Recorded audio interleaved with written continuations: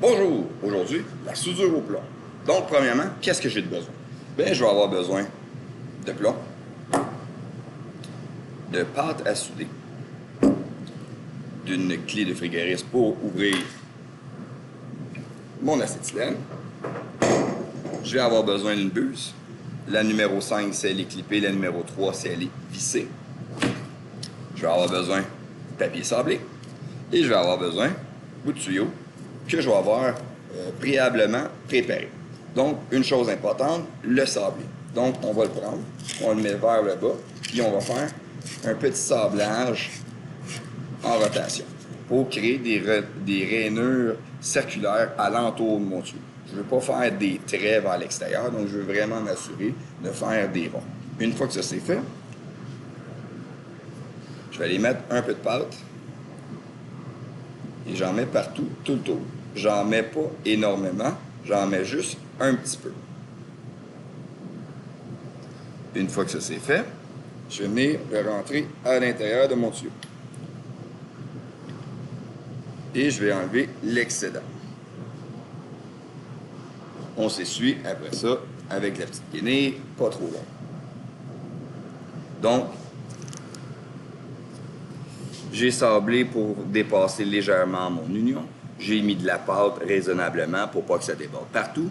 Chose qui est très importante. Quand on a fait la soudure au sulfos, il fallait monter la température ici à 1500 degrés pour faire fondre le sulfos. Au plomb, c'est pas pareil. Au plomb, c'est environ 500 degrés. Donc, votre buse va être beaucoup trop forte pour la soudure qu'il y a là. Donc, il va falloir, au lieu de venir s'approcher très près, il va falloir qu'on reste très loin. Vous allez voir, la première étape, c'est que la pâte va se liquéfier, puis après ça, on va faire des petites ballons. Donc là, on est vraiment proche du point où ce que j'ai besoin de mettre mon plomb. Donc, on va se reculer, puis on va venir en couler. Au contraire aussi du sulfos, que j'ai besoin de chauffer ici et mettre du sulfos là. Là, je pourrais chauffer juste ici, puis mettre du plomb de l'autre côté. Puis quand il va descendre, il va tourner, puis il va remplir la soudure. Ces types de soudure-là, c'est pas besoin d'être aussi solide qu'au sulfos, parce qu'on va maintenir à peu près 60 PSI à l'intérieur pour un tuyau d'eau. Mais dans votre cas, à vous, il n'y aura jamais vraiment de l'eau dedans pressurisée. Ça va plus être pour faire des drains, du drainage. Donc, aucune pression, c'est vraiment pour permettre l'écoulement de l'eau. Donc, ça n'a pas besoin d'être aussi rempli. Le collet aussi va être un peu plus dur à effectuer, mais avec la bonne distance de la buse, vous allez être capable d'y arriver. Donc, je vous montre ça.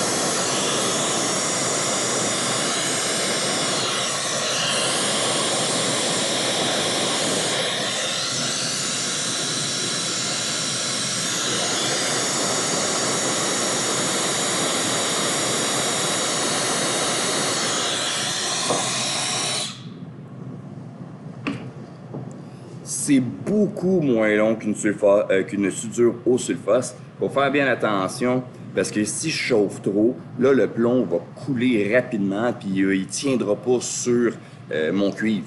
Donc, vraiment, vous avez vu la distance que j'étais quand même assez très loin. Si jamais vous voyez que le sulfos coule ou que votre plomb, avant même d'être mis dessus, il se défait de votre tige, mais là, c'est l'orientation de la buse que vous chauffez directement le plomb et non le tuyau. Puis sinon, c'est que ça, c'est très, très chaud. Quand ça va devenir très chaud, votre pâte elle va être complètement évaporée, puis elle aura pas, là, elle viendra pas solidifier, permettre au plomb de bien adhérer au cuivre. Donc, ça ne marchera plus. Vous allez être obligé de recommencer au complet, le laisser refroidir, puis après ça, remettre de la pâte. Puis si c'est complètement... vous voyez qu'il y a plein de trous, c'est tout à recommencer, vous n'êtes pas capable de le défaire, mais il va falloir prendre une bonne guenille d'eau mouillée, chauffer, le dessouder et de recommencer au complet.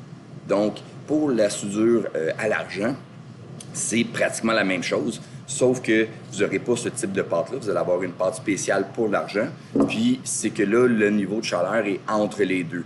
Donc, entre 500 et 1500. Donc, l'argent, lui, va fondre à peu près à 1000. Donc, encore là, c'est vraiment juste une question là, de gestion de distance puis de maintien de température du tuyau. Donc, maintenant, vous avez vu les différents types de brasage. Donc, on part en atelier.